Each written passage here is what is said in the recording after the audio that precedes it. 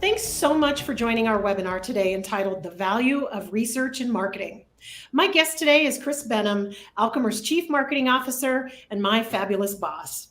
Chris joined Alchemer in February of 2019 after 30 years of increasing marketing leadership roles. Chris served as the CMO of Webroot, AVAST Software, and Yellowfin International. Prior to that, Chris spent over 10 years at Symantec, building out their consumer and global enterprise marketing functions. Chris agreed to join our webinar today to share stories of marketing success fueled by market research. And I've heard many of these, and they are great stories. We all know market research can lead to insights, but Chris is here today to put a finer detail on how this process works. Chris will explain how marketers can use the market research to develop big ideas, differentiate themselves in the market, and create real business value. Our webinar today is aimed at marketers who may need to hire a market research firm. By the end of the webinar, you will have a better idea of why you might hire a firm, best practices for getting the right insights you need, pitfalls to avoid, and a few stories of success. I'll introduce myself. I'm Jeannie Zames, and I'm the Director of Growth Marketing here at Alchemer. So let's dive right in.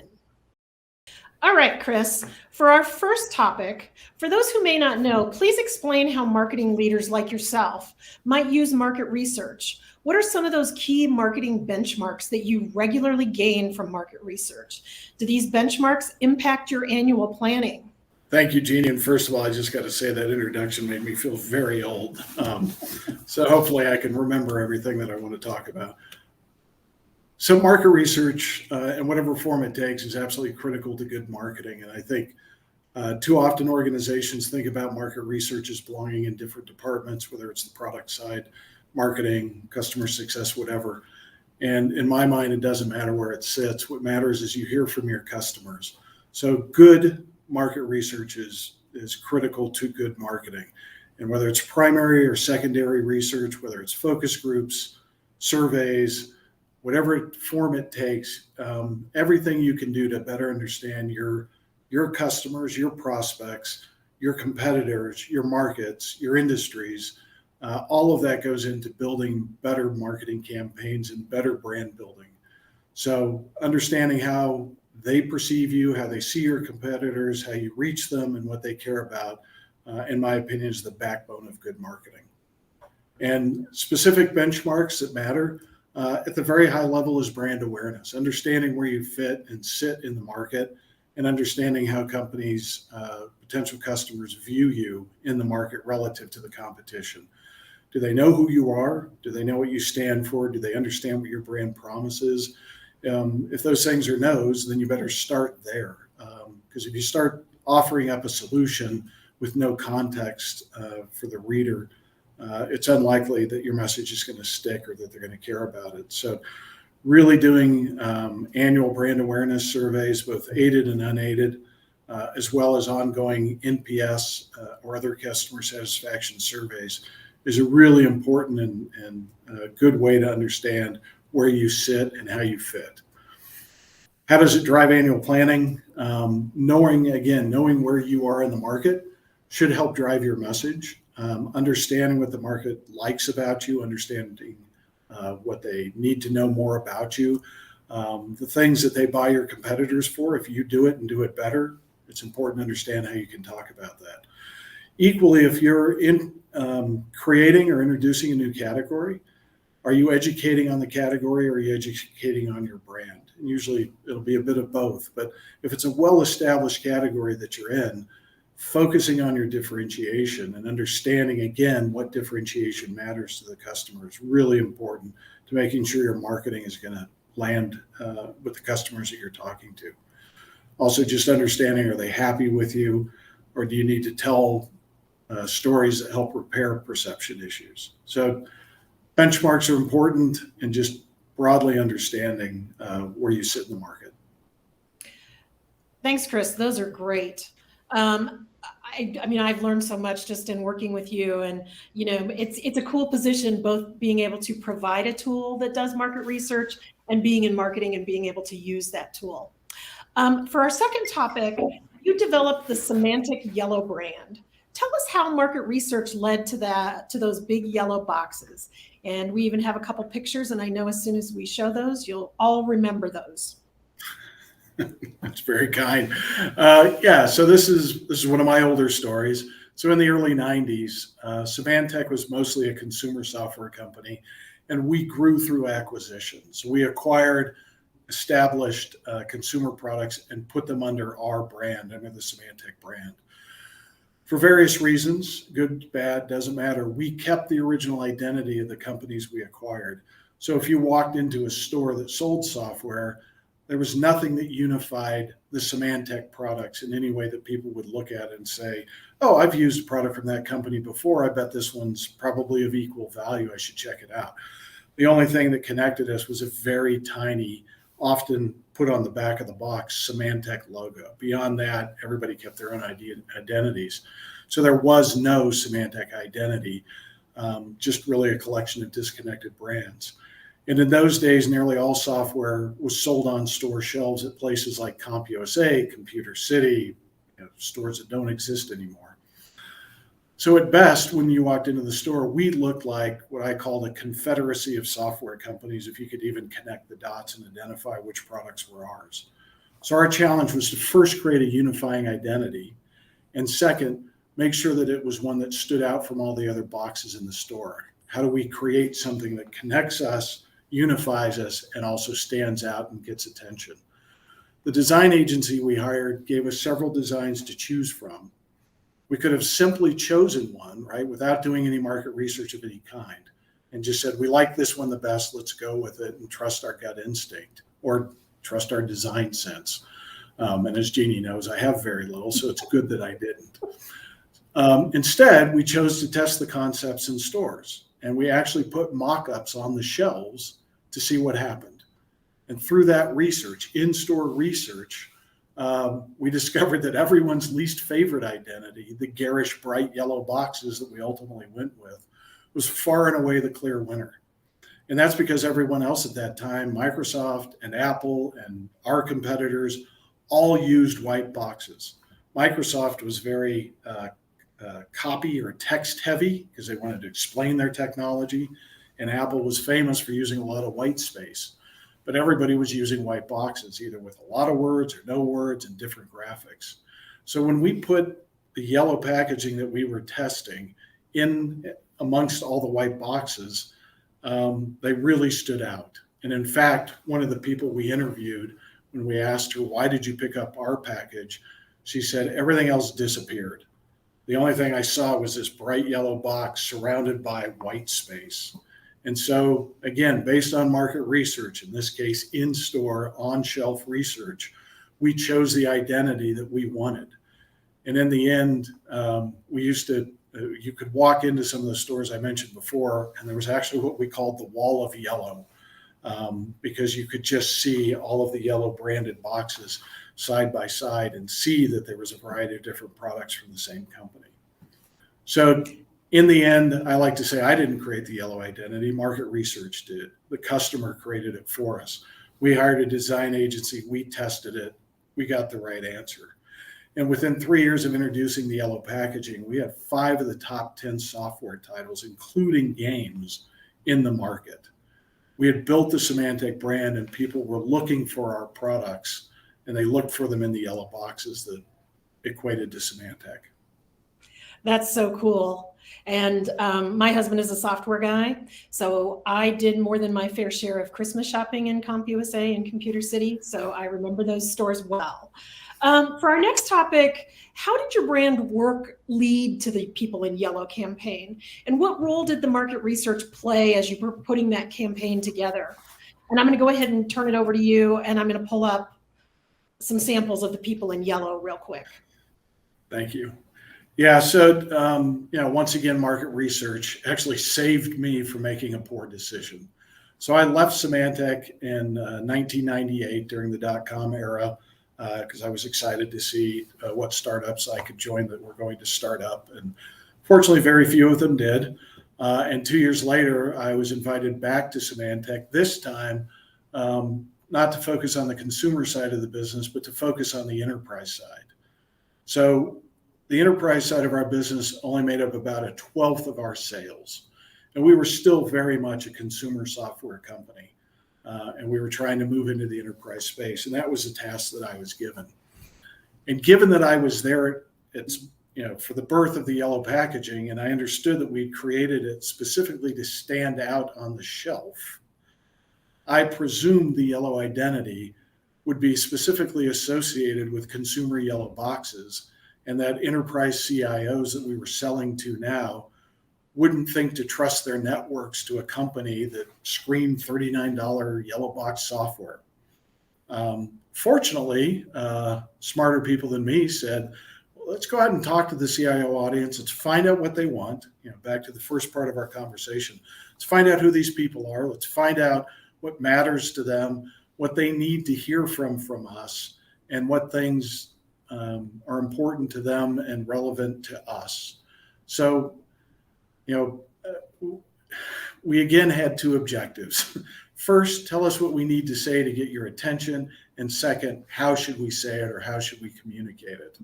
And it was really interesting. I was in various focus groups around the country, and the message was consistent whether we were in New York or San Francisco or Chicago or Dallas. The CIOs with varying different accents all said, stop scaring us. Every ad I see says, be afraid, your network's under attack. And they were saying, we're already afraid. We didn't go to school for cybersecurity. It's exploding as a problem for us because we're all moving to this commercialized internet. And don't scare us. Tell us you can help. Help me own this in a way that I can feel good about. And we actually did a wall of all the competitive advertisements that were running at that time, and they were non-distinguishable from different brands. They all said, be afraid, you're being attacked. So, and second, what we learned was, to them, Symantec Yellow actually meant security. The Norton antivirus products and the Norton utility products communicated to them that Symantec and Symantec Yellow equals security. They said, we love the yellow. But what they did tell us, which surprised us, was don't use the Norton name on your enterprise products. Norton products protect my home computer. Symantec products can protect my network. So we learned two really important things that helped us in our branding, actually several things. One, stop scaring them, engage with them, tell them we have the answers that they need, remove the Norton branding from our enterprise products, and maintain the yellow, which again, I thought wouldn't stand up since I knew that we'd created it to stand out in consumer shelves. So with that information, we turned to our ad agency and said, create ads that leverage our yellow, that humanize security, and conveys that we deliver confidence in a connected world, not fear. And from that came the rather obvious but brilliant, as many of those things often are, People in Yellow campaign. And for the 3 years it ran, the research that we conducted around those ads showed that our ads generated higher brand value and engagement than all the other brands we competed with, all of which were bigger than us, Cisco, IBM, HP. And yet our ads were the ones that were remembered more often than not. They were read more often than not. And when you ask people, did this ad give you a sense that you wanted to follow up and understand more from this company? We always finished in first place, every time for 3 years. So as far as I'm concerned, most successful ad campaign I've ever worked with. And in the end, and I can't just attribute it all to the advertising, of course, we had great products, but in the end, we grew the enterprise business from 150 million to 2 billion in 5 years. And a lot of it was the way we positioned ourselves. That is just such an amazing story. I mean, and it says so clearly that the big guys don't always win, and that the little guys with a better product and a better message, and especially when backed up by the market research, can catch up and can move ahead. I mean, I love that story. Let's go to our next topic. You also created Webroot's Secure Anywhere campaign. How did market research help you create the market differentiation that you needed for the first personal antivirus SaaS product? Great question. And this is fun because the first example I gave with the yellow packaging was from the 90s. The people in yellow was from the 2000s, and Secure Anywhere was from the 2010. So it's nice that we're using my career in increments of decades. Secure Anywhere. So Webroot was a competitor to Symantec. They were a small player in a very crowded pond. We were struggling to get noticed. We ran some really good marketing campaigns, fun marketing campaigns, elevated our brand, and yet we still couldn't make much headway because ultimately our product was basically commoditized and we were a late to the market new brand. So we had about the market share we expected, which was 10 to 12%. And we figured we needed to do something big in order to change that. And so, like everybody else, we had an on-premise product. You bought it, you installed it, it ran updates. And to be honest, at that time, the market research I'd been doing for several years kept telling us the same thing. What do you want from your security product? Oddly, the first thing they listed wasn't, I wanted to catch viruses better than anybody else. You would think that'd be the number one request. It was such a given that most products operated the same that their complaints or their desires for something different actually had to do more with the user experience. And so in those days, antivirus software took forever to scan. It used up the whole CPU when it was scanning. It interrupted people with updates and scanning during the middle of their gaming or whatever else they were doing. And what came through in our focus groups and the research and surveys we did at that point was, I actually hate my security product. I don't care whose it is. They're all the same, but it's a necessary evil, and so I tolerate it. Not exactly a fun market to be in, selling something that people don't actually want to buy but feel an obligation to buy. So we thought, well, maybe if we can come up with a faster, lighter, less disruptive product, maybe we could build our market share. And so we first tested the concept of a faster, lighter product by asking the market through surveys if we delivered something that was up to 90% lighter, so it didn't take up a lot of your hard drive. It could be as much as 25 times faster. We had a product in mind, obviously, when we tested this, and it didn't hog your CPU. Would you switch? And through that research, a remarkable 85%, I guess it's not that remarkable because it sounded like an ideal product, a remarkable 85% of those surveys said if we delivered that product, they would switch to us. And given that we had 12% or so market share, that sounded very appealing to us. We were fortunate to discover a product that delivered on those requirements, and we acquired an amazing product from a company called Prevex, based in Derby, England. And then we rebranded it and made it our own, and actually replaced our on-premise product, which was, if you think about it, was a very gutsy move. Basically, we were saying, if it's not SaaS antivirus, you shouldn't even be using it because it's a terrible experience. So when it came time to launch the product, we called it Secure Anywhere. We remembered our market research and we used it to launch the first security software you won't hate. So the focus groups and the surveys that we did, literally the anger and frustration people felt about our industry and our product helped us understand that whatever they were using, they hated it. And so we suggested perhaps this would be the first security software you won't hate. We launched it, and true to the word of the people that we did the focus group or the surveys against, within a year, customers had switched to Webroot, and we grew our retail market share from 14% to nearly 80%. That is so stunning. And you guys put together a pretty cool video. And so we actually have a copy of that video to show some of the fun things that resulted from that market research. Okay, let's get started by trying to describe computer security in a single word. Piece of shit. Yes. Maybe we can watch our language. I'll write down frustrating. Write down sandwich. Sandwich. Now, why don't you write down sandwich? Slow dumpster. Yes, Big ma'am. bag. Bag pop up. That's 3 words. If you say it fast, it's one word.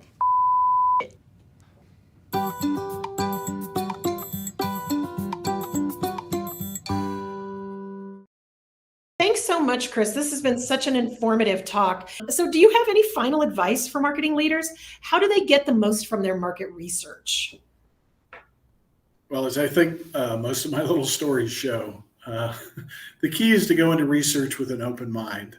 And if you hear yourself trying to build a campaign or trying to reach out to a customer and you start thinking, well, I think I know how to reach them. I think I know what they care about. I think I know who they think we are. I think I understand why they want to buy us. I think I understand what they're, just stop, take a moment and go talk to the market. It's just, if you operate under assumptions, we all know what that stands for. So, don't do that. If you really want to create good, successful marketing, hear from the audience first. The beauty of it is they will tell you exactly what you should do if you listen. So first advice is start by asking questions instead of assuming things, and guard against bias. If you try to find the answer you think you'll find, you probably will. And I've been in a lot of different focus groups. I've looked at a lot of different surveys where it's pretty obvious based on the way the questions are framed. Someone's looking to get an answer that they want as opposed to actually understanding. So, if you start out with a desired answer, you'll likely get it. It likely won't be correct. Too often research is used to prove a point of view, not to form one. So my advice, let the market speak. First of all, go out and ask them, then let them speak and give them their voice. And then, secondly, listen to what you've heard and test it. But don't argue it away if it doesn't match your preconceived notions. Otherwise, what's the point of having the conversation with the customer? And basically, that's what research is having a conversation, trying to start a relationship to understand how you can convey your brand in a way that sticks.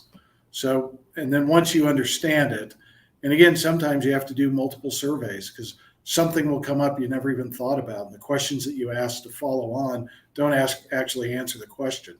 So go back and test it and get more answers until you have clarity on what you're trying to achieve.